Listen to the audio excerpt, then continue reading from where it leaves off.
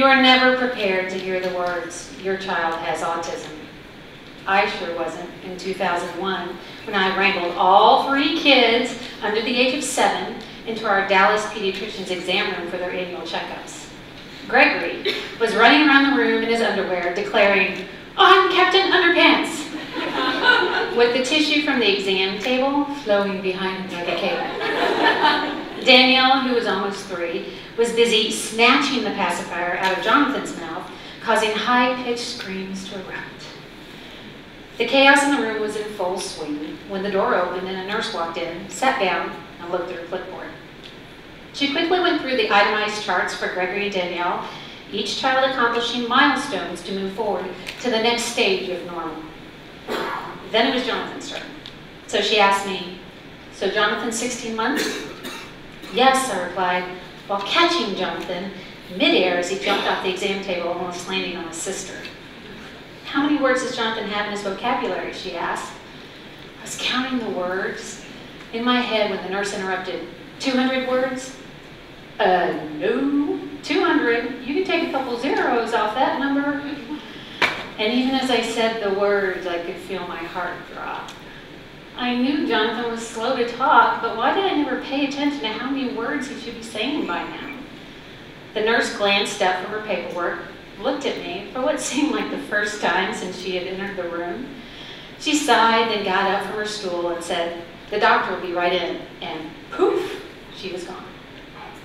A few minutes later, our doctor walked in wearing his lab coat and smiled. "How are my patients doing today?" he asked, and then proceeded to check Gregory's vitals and then moved to Danielle, who politely extracted her pacifier for the tongue compressor. He moved over to me because I'd finally gotten Jonathan back on my lap and was trying to hold him still for the exam. When he was done, the doctor said, "Everything looks good, Mom. Do you have any questions?" I was stunned. I thought for sure he was going to address Jonathan's lack of progress, but he didn't. I wanted to reply, no questions at all. But I took a deep breath and I asked, "Is Jonathan okay?" The doctor looked at me, now smile fading, and answered, "Well, I can't be sure, but he does show strong signs of being autistic." My body went numb, but my mind started racing. Autism. What the hell is autism? How do you fix it? Does that mean brain damage? Will autism kill him? I realized I had actually asked all those questions out loud. The doctor ignored my questions and replied, "You need to prepare yourself that Jonathan may never talk, communicate, or interact with others. He may need to be institutionalized when he's older. I can't do anything for Jonathan, but here's another doctor who might help." He reached into his pocket, and to my surprise, he had a card with him, with the doctor's number already written on it. He handed it to me, and then he said, "Good luck." Peace in my heart died in that exam room with the doctor's words. My dreams for Jonathan were ripped away, and autism had stolen his potential, labeling him with a disease I had no clue how to treat. I needed answers. I researched everything I could find. I went to see a variety of doctors and therapists to address Jonathan's individual illnesses because there wasn't a protocol for treating autism as a whole, only a deadline for recovery. We were told we needed to hurry and heal Jonathan before his window of recovery shut by the age of 5. Well, I wasn't going to fail Jonathan, my family, or myself. My husband, David, and I banded together and started behavior therapies to figure out how to reach our youngest child, while still trying to keep a normal routine for our older 2 kids. If I was staying sane, I needed all 3 kids to be on the same agenda. So Gregory and Danielle became active participants in our Bordelon tribe of therapies, diets, and routines.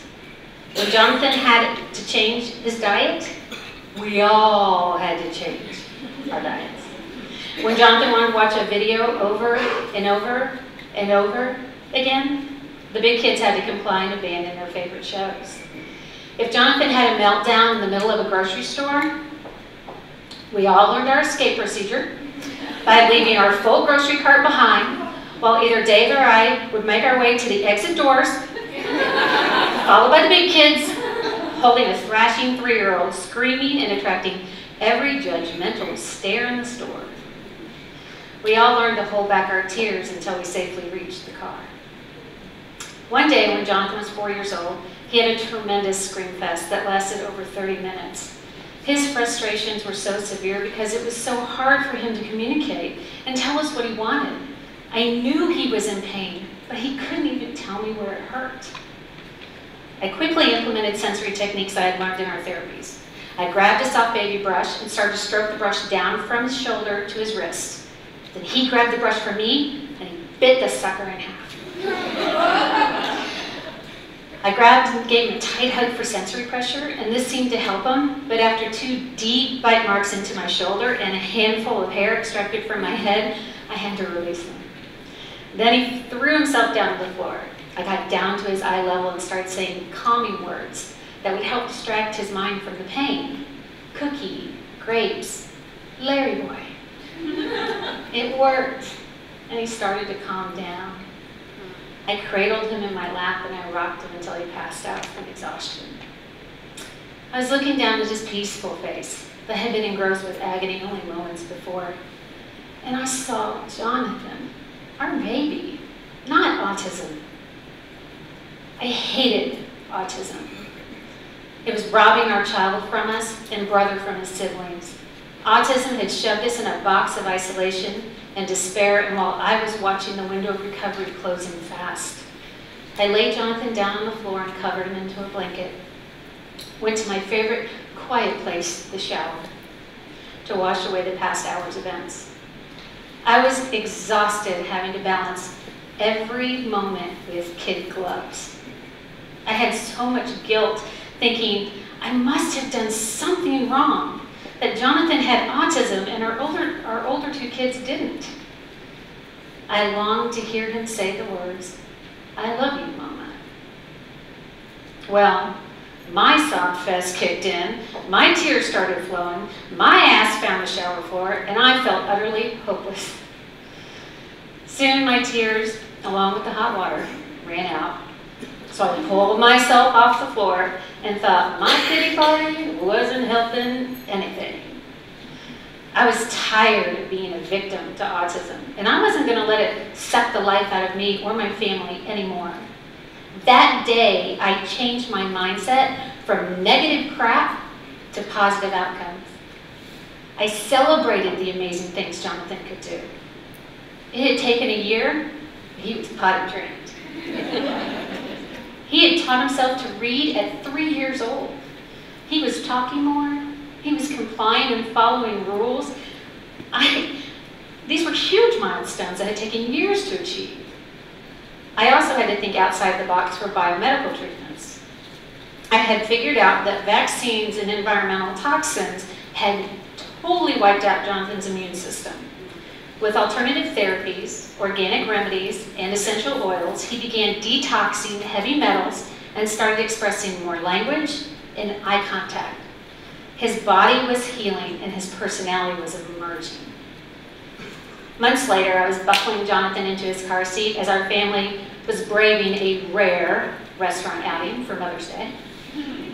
As I secured his seatbelt, Jonathan looked me in the eyes, smiled, and said, "I love you, Mama." I had waited 4 years to hear those words, and it was the best Mother's Day gift he could have given me. Jonathan is 14 now, and he knows way more than 200 vocabulary words. He is loving, smart, and a survivor. He's taught me to be stronger than I ever imagined I could be by looking beyond labels and limitations. Jonathan is so amazing that when I was working on healing him, he ended up healing me.